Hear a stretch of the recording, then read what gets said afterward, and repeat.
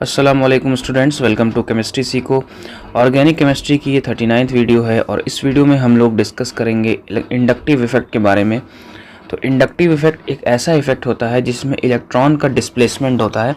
Specifically अगर हम लोग बात करें तो सिग्मा इलेक्ट्रॉन का इसमें डिस्प्लेसमेंट होता है। ठीक है, सिग्मा इलेक्ट्रॉन का डिस्प्लेसमेंट अगर इंड्यूस हो किसी ग्रुप के लगने की वजह से, यानी कि अगर किसी ऑर्गेनिक कंपाउंड में हमारे पास कोई एक ऐसा ग्रुप या एटम लग जा रहा है जिसकी वजह से सिग्मा इलेक्ट्रॉन्स डिस्प्लेस हो रहे हैं, तो इसी इफेक्ट को हम लोग इंडक्टिव इफेक्ट बोलते हैं। तो वीडियो को आप एंड तक देखिएगा ताकि आपको सारी बातें समझ में आ सके। साथ ही साथ आप नोट्स भी बनाते चलिएगा ताकि आपको रिविज़न करने में आसानी हो। तो हम लोग शुरू करते हैं इंडक्टिव इफेक्ट। इंडक्टिव इफेक्ट जैसा कि हमने बताया कि सिग्मा इलेक्ट्रॉन का डिस्प्लेसमेंट किसी ग्रुप के लगने की वजह से। ठीक है, जैसे एग्जांपल के लिए अगर हमारे पास एक कार्बन का कंपाउंड है जिसमें एक X ग्रुप लगा हुआ है और एक कंपाउंड है जिसमें हमारे पास एक Y ग्रुप लगा हुआ है। इन दोनों को हम स्पेसिफिकली अलग अलग इसलिए ले रहे हैं क्योंकि हम मान के चलते हैं एक केस में कि X की इलेक्ट्रोनिगेटिविटी कार्बन से ज़्यादा होगी और इस केस में मान के चल रहे हैं कि कार्बन की इलेक्ट्रोनिगेटिविटी Y से ज़्यादा होगी। ठीक है, अब X कोई भी ग्रुप हो सकता है, Y कोई भी ग्रुप हो सकता है। तो जब कभी ऐसा हो कि किसी कंपाउंड में कोई ऐसा ग्रुप प्रेजेंट हो जिसकी इलेक्ट्रोनिगेटिविटी कार्बन से ज़्यादा हो, तो जितने भी सिग्मा इलेक्ट्रॉन्स हैं वो डिस्प्लेस होकर X की तरफ जाने लगते हैं। मतलब मूव करके किसकी तरफ जाने लगते हैं? X की तरफ, जिसकी वजह से इसके ऊपर पार्शियल नेगेटिव चार्ज जनरेट होता है और इन कार्बन्स के ऊपर पार्शियली पॉजिटिव चार्ज जनरेट होता है। इसी फिनोमेना को हम लोग इंडक्टिव इफेक्ट बोलते हैं, या स्पेसिफिकली बोले तो हम लोग इसको निगेटिव आई इफेक्ट बोलते हैं। निगेटिव आई इफेक्ट का मतलब निगेटिव इंडक्टिव इफेक्ट। उसकी वजह यह है क्योंकि इस केस में हमारे पास जो इलेक्ट्रॉन्स हैं वो कंपाउंड से बाहर की तरफ आ रहे हैं, यानी ग्रुप की तरफ मूव कर रहे हैं, इसलिए इसको माइनस आई इफेक्ट बोला जाता है। इसी तरह अगर कार्बन की इलेक्ट्रोनिगेटिविटी ज़्यादा होगी तो होगा क्या कि कार्बन जो है इलेक्ट्रॉन अपनी तरफ को डिस्प्लेस कराएगा। ठीक, जिसकी वजह से इस कार्बन के ऊपर पार्शियली नेगेटिव चार्ज आ जाता है और इस जो ग्रुप लगा हुआ है इसके ऊपर पार्शियली पॉजिटिव चार्ज। तो होता क्या है कि इस कंपाउंड में हमारे पास इलेक्ट्रॉन की जो डेंसिटी है वो इनसाइड द, या कह सकते हैं कि इस तरफ को मूव कर गई जिधर को कार्बन का कंपाउंड पार्ट है। ठीक है, तो ऐसे को हम लोग बोलते हैं प्लस आई इफेक्ट, या फिर हम लोग इसको पॉजिटिव इंडक्टिव इफेक्ट भी बोलते हैं। Positive inductive effect. क्यों पॉजिटिव इंडक्टिव या प्लस आई इफेक्ट बोल रहे हैं? क्योंकि यहाँ पर हम क्या देख रहे हैं कि जो इलेक्ट्रॉन्स हैं वो कंपाउंड के अंदर की तरफ जा रहे होते हैं। ठीक है, अब X एक ऐसा ग्रुप होगा जो कि विथड्रॉ करेगा इलेक्ट्रॉन को। यहाँ पर बेसिकली हो क्या रहा है कि कार्बन जो है जो X ग्रुप है वो विथड्रॉ कर रहा है इलेक्ट्रॉन्स को, और Y जो है यहाँ पर क्या कर रहा है? डोनेट कर रहा है इलेक्ट्रॉन्स को टुवर्ड्स द कंपाउंड। ठीक है, X विथड्रॉ कर रहा है कंपाउंड से और Y जो है कंपाउंड में डोनेट कर रहा है। इसी फिनोमेना को हम लोग टुगेदर क्या कहते हैं? इंडक्टिव इफेक्ट कहते हैं। ठीक है, अच्छा, अब ये दो तरह से होती है जैसा कि हमने बताया। इलेक्ट्रोनिगेटिविटी पे डिपेंडेंट होती है। अगर ज़्यादा इलेक्ट्रोनिगेटिविटी होगी तो माइनस आई इफेक्ट, जिससे कार्बन के सारे इलेक्ट्रॉन उस ग्रुप पे चले जाएंगे, और अगर कम इलेक्ट्रोनिगेटिविटी होगी तो इलेक्ट्रॉन्स जो हैं कंपाउंड के अंदर चले जाते हैं।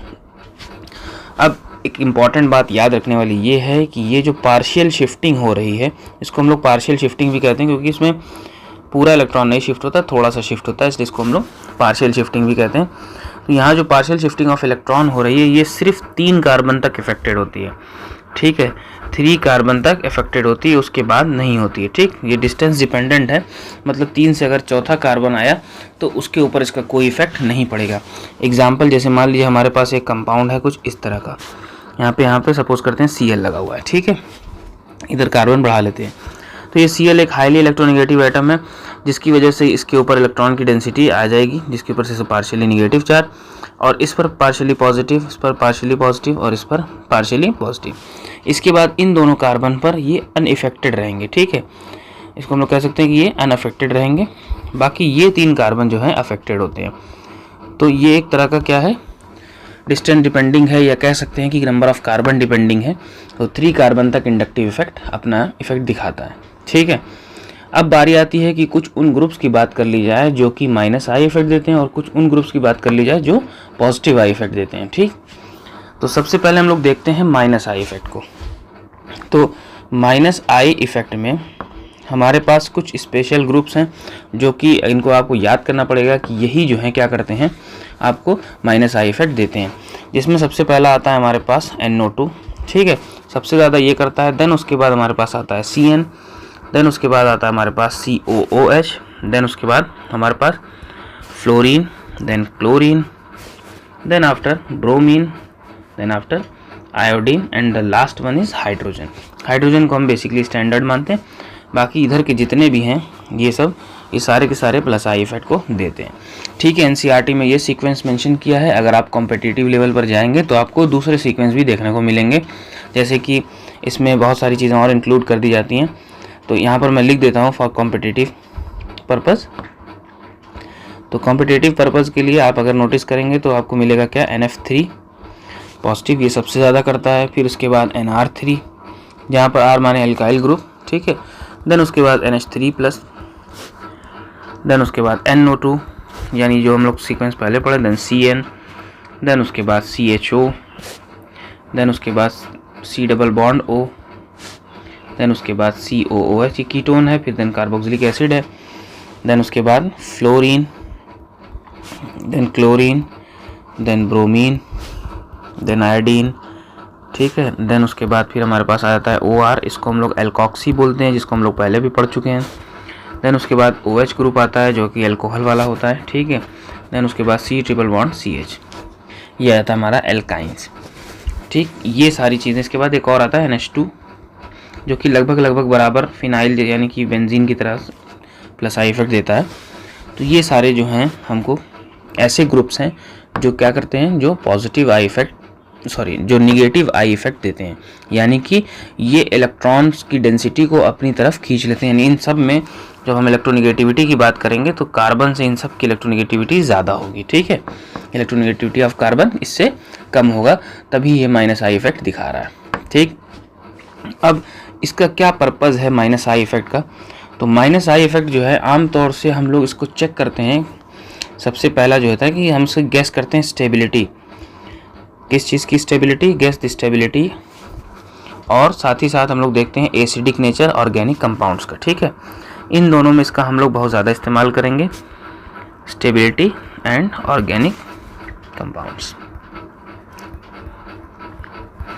तो माइनस आई इफेक्ट का यूज़ हम लोग करते हैं स्टेबिलिटी चेक करने के लिए या फिर एसिडिक नेचर चेक करने के लिए। तो यहाँ पर हमारे क्लास 11th में ये सारी डिस्कशंस बहुत थोड़े से हैं, खाली एक्सप्लेनेशन है, उसके बाद आगे हम लोग चले जाते हैं। लेकिन 12th क्लास में आप जब पढ़ेंगे अल्कोहल को, जब आप पढ़ेंगे कार्बोक्सिलिक एसिड को, तो वहाँ पर आपको प्लस आई इफेक्ट के बारे में समझना पड़ता है। तो यहीं पर हम लोग थोड़ा सा समझ लेते हैं कि कैसे हम लोग एसिडिक कैरेक्टर देखते हैं, ठीक है।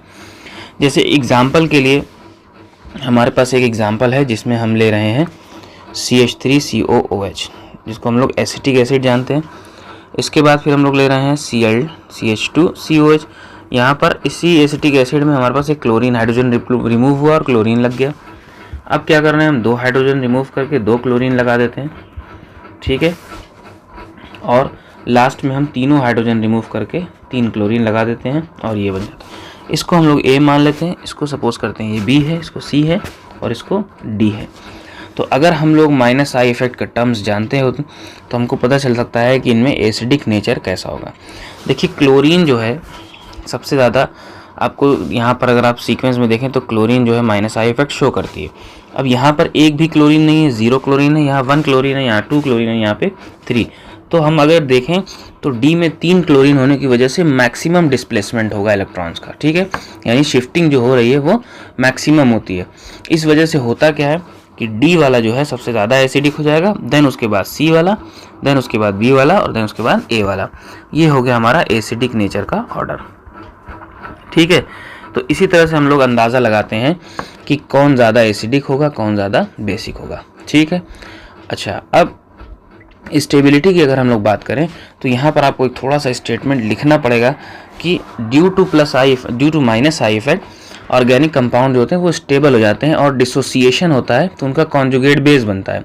वो conjugate base minus I effect की वजह से स्टेबल होता है और जब वो स्टेबल होगा तो क्या होगा, हमारे पास मोर एसिडिक नेचर दिखाई देगा, ठीक है। अच्छा, इसको एग्जांपल से पहले हम लोग नोट कर लेते हैं इफेक्ट कि माइनस आई इफेक्ट की वजह से क्या होता है, माइनस आई इफेक्ट की वजह से कंपाउंड जो होते हैं स्टेबल होते हैं, ठीक है, they become stable and after dissociation, जब डिसोसिएट होंगे यानी कि क्योंकि ये सारी की सारी एसिड है, यानी ये जब वाटर में जाएंगी तो ये डिसोसिएट करेंगे H+ आयन, तो उनका जो कॉन्जुगेट बेस बनता है, जो कि हम लोग इक्विलिब्रियम वाले चैप्टर में पढ़ चुके हैं, तो उनका कॉन्जुगेट बेस बनता है वो भी स्टेबल हो जाता है, ठीक है, बिकम स्टेबल। और उससे होता क्या है, वो उनका एसिडिक नेचर बढ़ जाता है, हेंस मोर एसिडिक नेचर। इसको आप एग्जाम्पल से समझिएगा तो बेटर समझ में आएगा, स्टेटमेंट में उतनी बातें क्लियर नहीं हो पाती हैं। तो सपोज करते हैं कि हमारे पास एक वीक एसिड है HA। वीक एसिड क्या मतलब बेसिकली ऑर्गेनिक एसिड है, और सबको पता है organic acids are the weakest acid, ठीक है, ऑर्गेनिक एसिड है जो कि सबसे वीकेस्ट होती है। जब हम इसको डिसोसिएट करेंगे तो हमको क्या मिलेगा, H+ मिलेगा और A- मिलेगा।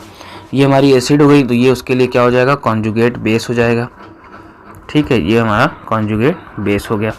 अब कॉन्जुगेट बेस जो है यानी A- जो है, ये जितना ज़्यादा स्टेबल होगा, ठीक, मोर स्टेबल, ठीक है, और उतना ही ज़्यादा हमारी जो एसिड होगी वो एसिडिक नेचर दिखाएगी। मतलब जितना स्टेबल कॉन्जुगेट बेस उतना ही ज़्यादा एसिडिक नेचर होगा किसी भी एसिड का, ठीक है। जैसे एग्जांपल के लिए हमारे पास है फ्लोरीन CH2COOH से लगा हुआ, और यहाँ पर हम ले लेते हैं एक और एग्जांपल क्लोरीन का, क्लोरीन CH2COH, मतलब एसिटिक एसिड थी, उसमें से हाइड्रोजन हटाया और फ्लोरीन लगा दिया, ठीक है। तो अब ये डिसोसिएट जब होंगे तो हमको क्या देखने को मिलेगा, जब ये डिसोसिएट होंगे तो H+ देखने को मिलेगा, और हमारे पास आएगा FCH2COO-, और यहाँ पर भी H+ आएगा, लेकिन यहाँ पर आएगा ClCH2COO-।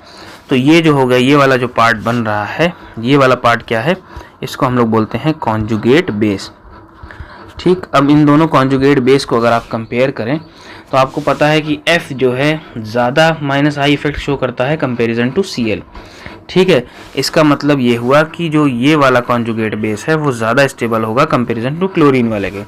इस कॉन्जुगेट बेस को A मान लें, इस कॉन्जुगेट बेस को B मान लें, ठीक। तो हमारे पास A वाला जो कॉन्जुगेट बेस है वो मोर स्टेबल है B से, और इसी वजह से A वाला जो होगा मोर एसिडिक होगा, ठीक है। A वाला जो होगा क्या होगा, मोर एसिडिक होगा कंपैरिजन टू B। तो हमको क्या समझ में आई बात कि जितना स्टेबल कॉन्जुगेट बेस कोई वीक एसिड बनाएगी उतना ही ज़्यादा स्टेबल हमको उसका एसिडिक नेचर मिलेगा, या उतना ही मैक्सिमम हमको एसिडिक नेचर देखने को मिलता है।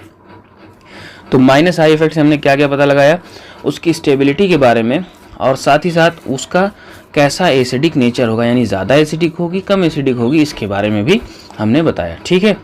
अब हम लोग पढ़ते हैं +I इफेक्ट को। तो +I इफेक्ट के केस में अगर हम लोग बात करें तो +I इफेक्ट केस में सबसे पहले हमको देखना पड़ेगा कि कौन से ग्रुप हैं जो +I इफेक्ट शो करते हैं। तो +I इफेक्ट शो करने वाले जो ग्रुप हैं उनको हम लोग देख लेते हैं, जिनमें हमारे पास CH2- है, ये कार्बो एनायन है, देन उसके बाद हमारे पास NH- है, देन O- है, देन COO- है, कार्बोक्सिलेट वाला जो होता है, देन उसके बाद 3 डिग्री का कार्बो एनायन, ठीक है, उसके बाद फिर 2 डिग्री, देन उसके बाद 1 डिग्री, यहाँ पे CH3 सॉरी चॉइस नहीं रहेगा बल्कि इसको हम लोग करेक्शन कर लेते हैं, CH3 CH2 रहेगा, देन उसके बाद हमारे पास आ जाता है मिथाइल, देन हमारा हाइड्रोजन उसका स्टैंडर्ड हो जाता है, ठीक है। तो ये होता है हमारे पास, अरे ये सॉरी कार्बोकटायन रहेगा यहाँ पे, ठीक है। अच्छा, अब हमको इसमें क्या पता चला कि जितना ज़्यादा मोर एल्काइल ग्रुप प्रेजेंट होगा, ठीक है, इसको समझ लीजिएगा, जनरल बात है, मोर एल्काइल ग्रुप प्रेजेंट होगा उतना ही ज़्यादा हमको +I इफेक्ट देखने को मिलेगा, उतना ही ज़्यादा हमको क्या देखने को मिलता है, +I इफेक्ट। क्यों ऐसा कह रहे हैं, ऐसा इसलिए कह रहे हैं क्योंकि जब भी एल्काइल ग्रुप प्रेजेंट होते हैं तो एल्काइल ग्रुप क्या होते हैं, एल्काइल ग्रुप होते हैं +I इफेक्ट वाले, ठीक है। वो स्टेबल कर देते हैं किसको, जिस कार्बन पे इलेक्ट्रॉन की कमी हो उनको। जैसे एग्जांपल के लिए हमारे पास हमने एग्जांपल लिया था लास्ट प्रीवियस कुछ वीडियोस में कार्बोकटायन के बारे में।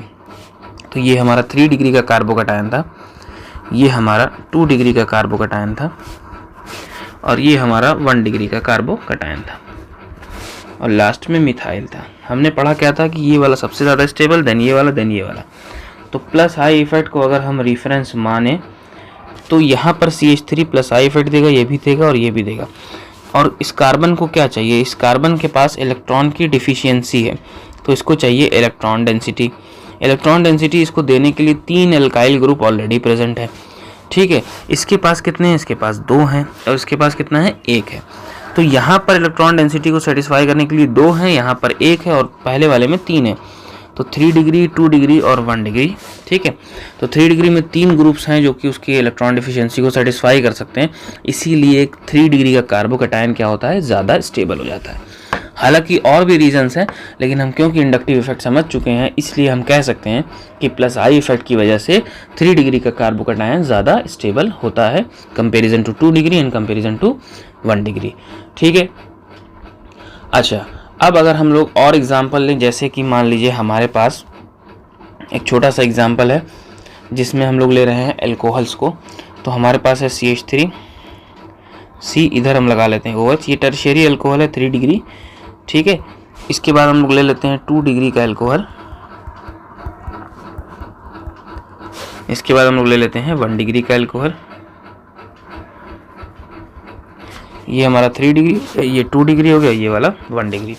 अब इन तीनों को अगर हम लोग कंपेयर करें तो हमारे पास इसमें ये जो है क्या कर रहा है, इधर से अपना इंडक्टिव इफेक्ट दिखा रहा हूँ, ये 2 साइड से और ये वाला 1 साइड से, ठीक है, इसकी तरफ।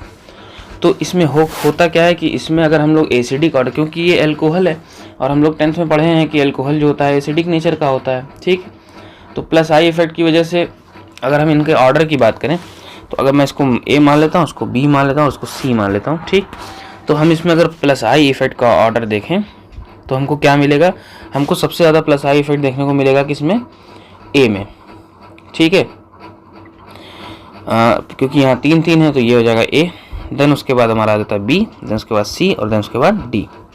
तो प्लस आई इफेक्ट सबसे ज़्यादा हमको कहाँ पर देखने को मिलेगा, 3 डिग्री वाले में, देन 2 डिग्री वाले में, देन 1 डिग्री वाले में। लेकिन हम लोग जब एसिडिक ऑर्डर की बात करेंगे तो एसिडिक ऑर्डर में जस्ट उल्टा हो जाता है। एसिडिक ऑर्डर में जस्ट उल्टा क्यों हो जाता है, क्योंकि जितना ज़्यादा प्लस आई इफेक्ट होगा उतना ही अनस्टेबल कॉन्जुगेट बेस बनेगा।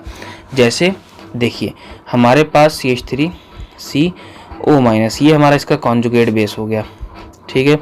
इसका B वाले का कॉन्जुगेट बेस अगर हम बनाएं तो हमको ये देखने को मिलेगा, ठीक है। और हम 1 डिग्री वाले का बनाएं तो हमको ये देखने को मिलेगा। अब ज़रा ध्यान दीजिए, यहाँ पर 3 जो है इलेक्ट्रॉन की डेंसिटी यहाँ ऑलरेडी माइनस है और इस पर बढ़ा रहे हैं, ठीक। यहाँ पर 2 बढ़ा रहे हैं और यहाँ पे 1 बढ़ा रहे हैं, ठीक है। तो होता क्या है कि यहाँ ऑलरेडी माइनस होने की वजह से कॉन्जुगेट बेस में ऑलरेडी यहाँ पर माइनस चार्ज इलेक्ट्रॉन डेंसिटी है ही, उसके ऊपर और इलेक्ट्रॉन डेंसिटी बढ़ाएंगे तो वो क्या होने लगेगा, अनस्टेबल होने लगेगा। इसीलिए होता क्या है कि हमारे पास इसका एसिडिक ऑर्डर उल्टा हो जाता है। तो प्लस आई इफेक्ट तो A वाला सबसे ज़्यादा दिखाएगा, लेकिन अगर हम एसिडिक ऑर्डर की बात करें, ठीक है, अगर हम एसिडिक ऑर्डर की बात करें तो हमको C वाला सबसे ज़्यादा एसिडिक दिखेगा, देन B वाला, देन A वाला। वजह क्या है, क्योंकि कॉन्जुगेट बेस में जितना ज़्यादा प्लस आई इफेक्ट होगा उतना अनस्टेबल होता जाता है, ठीक। तो प्लस आई इफेक्ट जितना ज़्यादा होगा कॉन्जुगेट बेस उतना ही ज़्यादा अनस्टेबल होता जाता है, इसलिए एसिडिक ऑर्डर क्या होता है, उल्टा हो जाता है, ठीक है। तो इसका हमको ध्यान रखना पड़ेगा कॉन्जुगेट बेस का, कि स्टेबिलिटी उसमें आ रही है तभी वो एसिडिक ज़्यादा होगा। किसी भी वजह से उसकी स्टेबिलिटी में कुछ भी चेंजेस आ रहे हैं तो होगा क्या कि वो अनस्टेबल होने लगेगा और उसका पूरा सिस्टम चेंज हो जाएगा, ठीक है। उनका एसिडिक नेचर क्या होगा, चेंज हो जाएगा। तो ये था हमारा प्लस आई इफेक्ट और माइनस आई इफेक्ट, जिसमें आपको सारी डिटेल्स बता दी गई हैं। उम्मीद करते हैं कि आपको सारी बातें समझ में आई होंगी। अभी भी कोई क्वेश्चन या डाउट है तो आप कमेंट सेक्शन में पूछ सकते हैं।